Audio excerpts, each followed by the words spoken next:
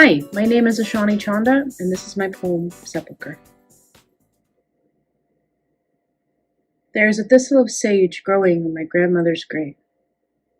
It is sprouting in lumps. Grief clings to its leaves. She lies underneath the earth, shattered finger bone still reaching for the 5 o'clock shadow, my father's face. He hangs a painting of her in the bedroom.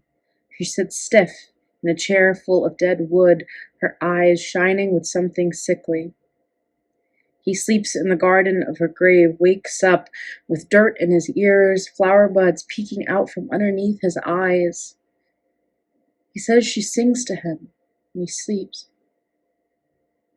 And he leaves us to follow her. We are left pulling wildflowers out of our sheets. Thank you.